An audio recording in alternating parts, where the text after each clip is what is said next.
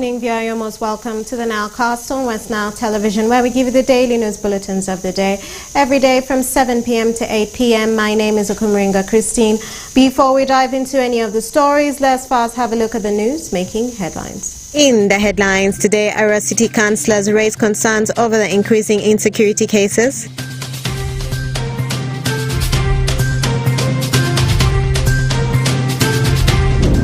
State House Anti-Corruption Unit intensifies investigations into the shillings 1.9 billion Kololo Seed Secondary School corruption scandal.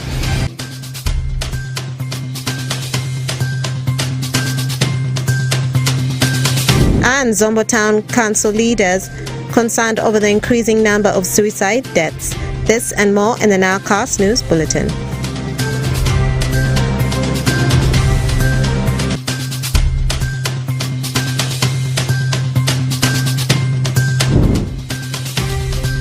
A warm welcome to you, viewer, to the NILE CAST on Westnile Television. Now let us dive into some of the stories of the evening. Following the increasing cases of criminality registered in Arua City, the Arua City councillors have expressed their worries as the vice keeps shooting up every day.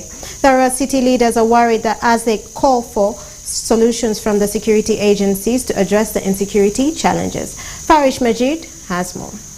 The Arua City councillors have raised concern over the increased cases of insecurity within the city, as the vice is affecting their way of life, and made recommendations for the relevant stakeholders to take up in terms of addressing the challenges. Of course, we have a lot of security issues, of course, in the communities where the theft cases are there, the burglary, people are being attacked on the streets, phones being snatched, and of course, the communities, we still have issues to do with taking law into their hands. The community has a problem. You see, the next day they go and break someone's house, they kill animals, and cause a lot of fighting. So, as Arua City, we need a lot of community policing by the security agencies.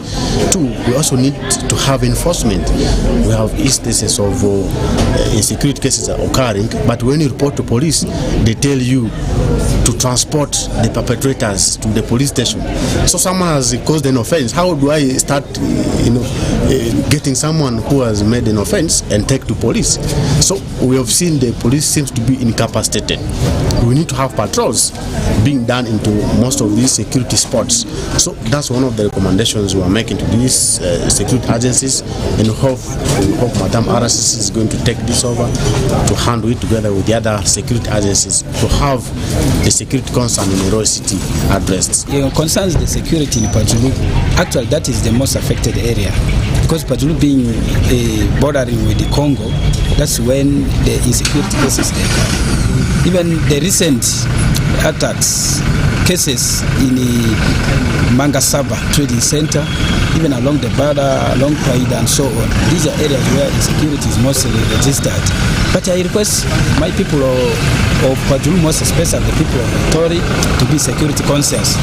That's why I've been advising them to always be of know on or about people who come in and people whom they don't know, but they are there, in most especially in Tori and parts of Rubo, Nyarato and so on. So therefore, even the security personnel, the city security, they need to come up and provide more security, provide patrols along the borderlines so that cases of insecurity can easily be addressed. Right Honorable Yako Teddy Gloria, the Arua City Council Speaker, fears her life is in danger as the Congolese registration number vehicle has been abandoned at her residence by some unknown persons who have kept on sending her scary messages.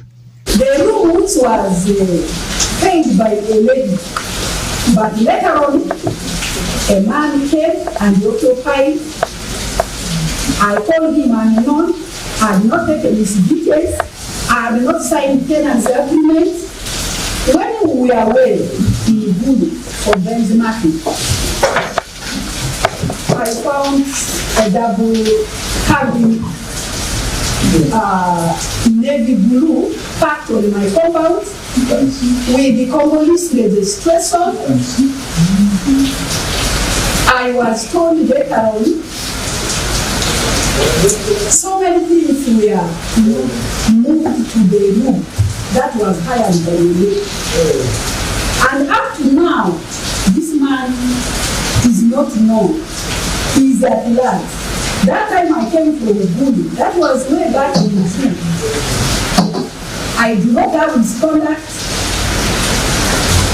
I don't know him. And the vehicle. I actually reported to police. But that reporting alone, I'm not convinced. I am so scared. Currently, a number of criminal activities are being registered within the city, ranging from theft, robbery, rape, burglary and drug abuse, among other cases. Ndasam, the councillor representing Ivu North East, says the worship centers have neither been spared from the vice, and he calls for timely intervention of the security agencies before these conflicts escalate. This issue of security cut across, but mainly I'm concerned with the insecurity within my places of worship, more especially in the mosque of Muhibi between the Muslims. To my knowledge, believers are notified about issues that concerns the religion, but in that mosque there are very many people who have interest, maybe to disintegrate the community of who are worshipping there. The current one which is moving is about the elections which are forcefully supposed to be done to elect the leaders in the church. But to the best of my knowledge, it is the people, the worshippers, who are supposed to abide by the rules and regulations of their own church or mosque. But in Mukibi, there are so much external interventions to disorganize the Muslim community within. The issue has not been there. It is until a mosque was installed on the mosque, that is when problems started, which I think is not the way to go. I'm not happy, and also there is an issue arising between the Christians in Uchiba and also some of the residents who are within there about land, which has just been causing problem for the Christians and the neighboring people who are Muslims. So my urge to my people whom I represent is that let us coexist. Let us live in a good relationship with the neighbors and also amongst ourselves. More especially the people of Muhibi. I'm requesting the heads of security in the city to intervene in this issue. Otherwise, there's going to be bloodshed. And I want to request the people who are not within the community to desist from influencing people to cause problems. Most of the areas in the cities have since become hotspots for criminal activities, calling for serious security intervention. Farish Majid, Westnile TV NILE CAST. And more in our stories. The State House Anti-Corruption Court officials have intensified investigations concerning the shillings 1.9 billion Kololo Seed Secondary School construction project, whose 12-month contract period awarded to Ankoru United Traders Limited in 2019 was marred with corruption allegations, shoddy and stalled works, which led to the arrest of 5 Maracha district officials. Osuta Yusuf has more. Officials from State House Anti-Corruption Unit have on Friday, 25th of August, traveled to Maracha district for yet another investigation concerning shillings 1.9 billion Kololo Seed Secondary School construction project, whose 12 months contract period awarded to Ankoru United Traders Limited in 2019 was marred with corruption allegations, shoddy and stalled works, which led to arrest of 5 Maracha district officials on Tuesday 14th last year. The arrested officials included Chandia Stephen, the Chief Financial Officer, Ezati Timothy Maluma, the Acting District Engineer, Flavio Soa, the District Education Officer, Adiribale T. Paul, Internal Auditor, and Mr. Oneti William, Senior Assistant Engineer, who were late interdicted on the 19th of September last year over abuse of office and mismanagement of public funds, but they were later reinstated back to office in April 2023 after serving 6 months of interdiction period. After separately interrogating some of the key district officials in this case, NILE Secondary School PTA committee and management staff, one of the State House Anti-Corruption Unit officials who spoke on anonymity and later on referred us to the interview with the unit's director, Brigadier General Henry Shoke, for comments about the case, said the files are still missing with the Director of Public Prosecutions as it awaits conclusion of the investigations. A member of the PTA committee for the school, Luke Draga, affirmed that whatever has happened in the execution of the 1.9 billion shillings project is not their issue, but they are only concerned and praying to see the project is completed to improve education and staff housing gaps in the school. About the project, which was in Kolo City School, it was taken, but it has become dominant, and we don't know why. But all in all, as a stakeholder, we want to pray that the project is completed. That is our humble prayer. We shall not now try to trace what happened. No. We shall forgive. What we want is that the project to be completed, and we shall be very happy, because if the project is not completed, we are not happy about it, because it is the only project we have so far received in our area and sub-county. So that is always our humble prayer. But God is always great, that one time the project will be completed. So that is only our struggle and prayer. Yes. The community members were so sad, because it is, as I put it, it is the only project we have so far received for that school. So if it will not be completed, we shall not be very happy. The excitement of the community members who gleefully welcomed the construction project at the school in May 2019 was really so high. Mr. George Adabo, the head teacher of Kololo Secondary School, lamented on the school management being rendered powerless in the implementation of the shillings 1.9 billion project, apart from just watching what was taking place at the construction site. The issue of this project was a bit complex, because it was majorly the district that was dealing directly with the supervision and with the contractor. Otherwise, when the project was handed over, we came here and clearly they said that our responsibility was to ensure that the materials and the workers, they must be safe. It was majorly the safety of the materials and the workers. That was where our responsibility stopped. Even as a head teacher, even up the end of the project, when the contract expired, we have not even sat together with the contractor to discuss on the things. Even up to now, I don't know who was the contractor himself. That was a way of expressing frustration. When things did not work in their favor, and when they were stopped, for them, they thought that it was now my deputy. I think if I was supposed to be there, I was also going to be assaulted. But since the deputy was there, you know our responsibilities. When head teachers weren't there, the deputy was supposed to step in. So that assault, I don't take it for granted. That was the assault on the head teacher. In fact, it was now transferred to the deputy. So generally, we didn't really have anything to do with the contractor and also with the project. Asked if chaos and arrests in the project has affected school management relationship with the district officials, and the Thursday 16th of July incident where the contractor's foreman made an assault on the deputy head teacher, Mr. Adra Martin Agondwa, accusing him of reporting them to the RDC, Mr. Festus Ayikobwa, the head teacher described such an unfortunate incident as a sign of frustration. Our repeated phone calls to the head of State House Anti-Corruption Unit, Brigadier General Henry Shoke, for a comment about the case were not answered. Farish Majid, Osuta Yusuf, Westnile TV NILE CAST. And more in our stories, Zombo Town Council leaders are concerned of the increasing number of suicide deaths, stating that Zombo Town Council has registered over 3 suicide cases, mainly youths, in a period of 2 weeks. This comes after a 38-year-old man, identified as Kizito Ochirichan, was found dead in his own house at 8 p.m. on Wednesday, the 30th of August 2023. Alfred Jawoko has more.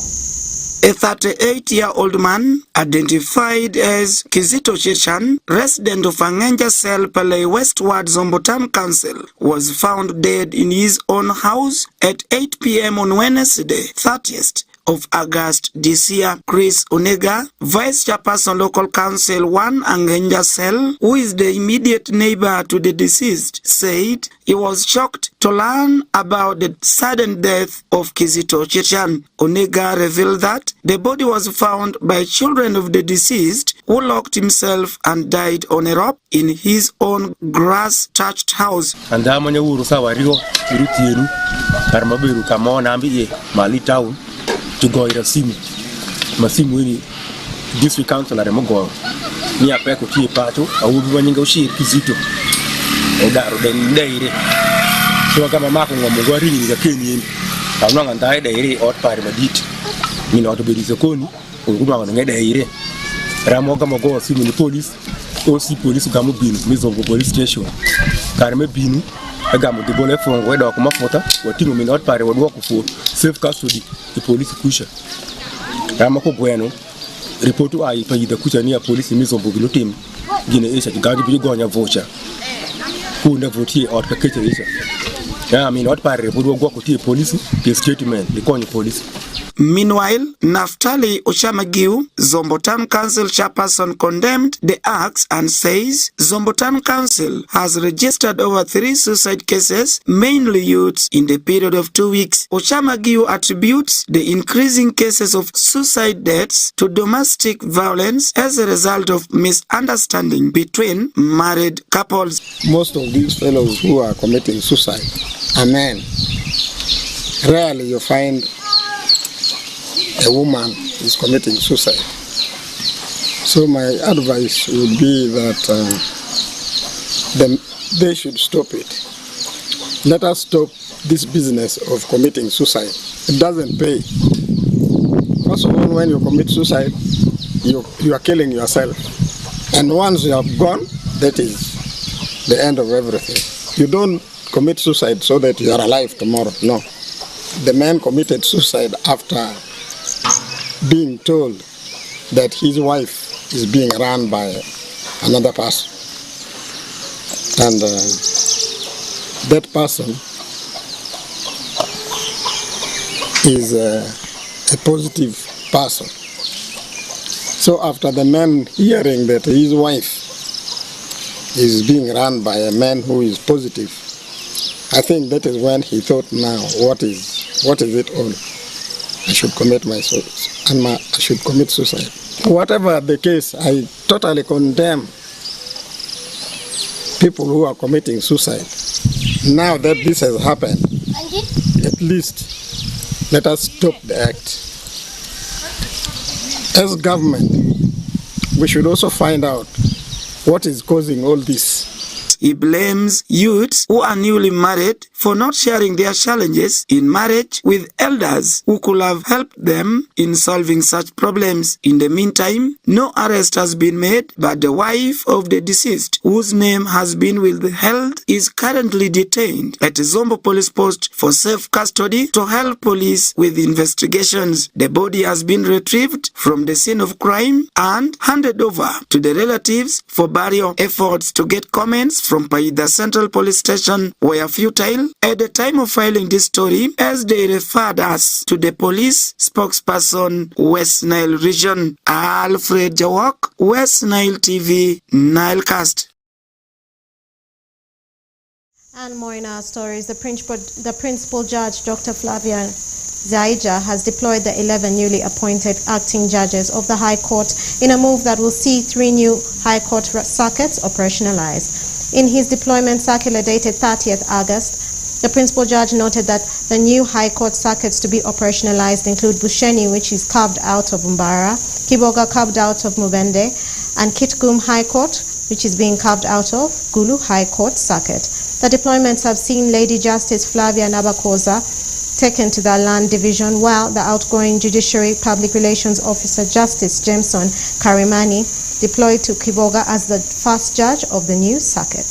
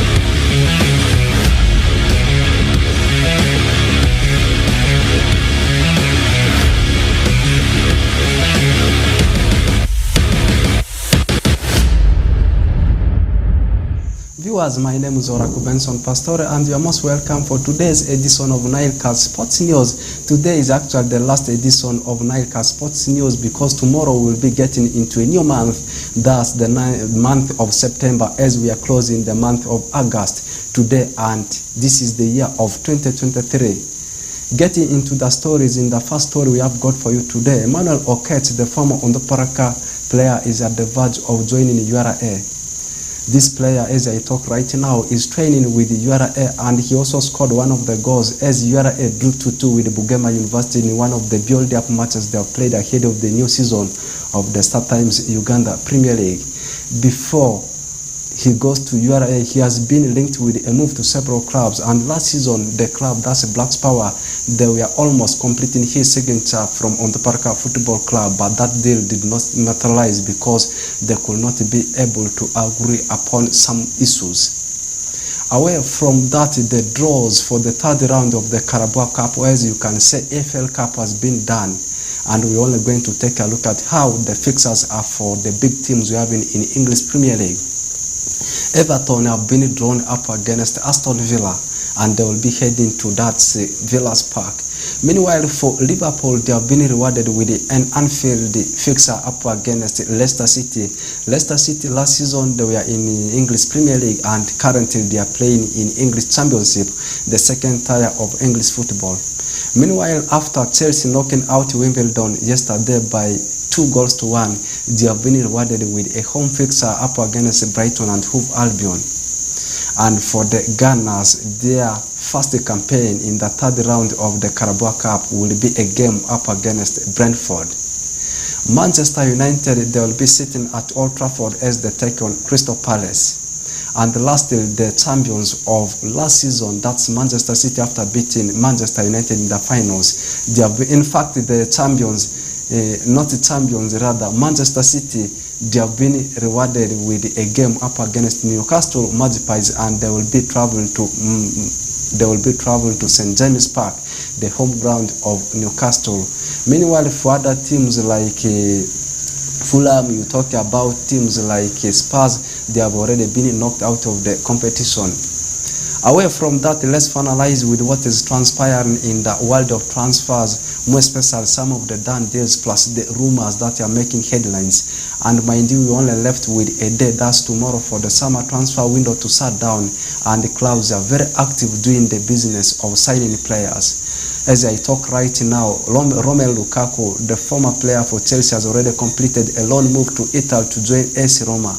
This is a player who joined Chelsea from Anderlecht, a Belgium league club, went back in 2011-12, and he was loaned to West Bromwich Albion. He came to Chelsea before Chelsea also had to offer him another loan to Everton.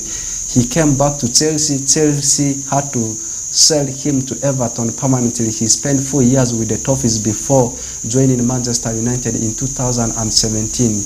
He spent some years with the Old Trafford-based club before moving to Italian Serie A to join Inter Milan. And Chelsea signed him at a fee of £97 million, and he was loaned last season at the club, that's Inter Milan. He came back to Stamford Bridge because Inter Milan, the money they wanted to offer for the team Chelsea was too little, and the club that has succeeded in his signature is another Italian club, that's AC Roma. Meanwhile, on the other side, Florent Balogun has already completed his move from Arsenal to French League One to join AC Roma. This is an academy graduate player for the team of Arsenal. The whole of last season, he spent it on loan with a French League One club, that's Reims, where he managed to bank 22 goals. Then finalizing it with the transfer rumors, Manchester United currently they are in the market looking for one defender plus one midfielder. The midfielder they are currently talking about is the Denmark, who is playing for Spurs, Højbjerg. Meanwhile, for Chelsea, they are at the verge of completing Manchester City winger, that's Cole Palmer. Not leaving Liverpool outside, they are also linking with a move to sign Ryan Gravenberch from the team of Bayern Munich. And this is a player who joined Bayern Munich from Ajax Amsterdam, and he has been linked with also a move to Old Trafford. And as I talk right now, Liverpool seems to be the favorites. With that, we have come to the end of today's edition of NILE CAST Sports News. My name is Oraku Benson Pastore. We'll link up again tomorrow. And as I said, tomorrow is a new month, the month of September. Have good moments.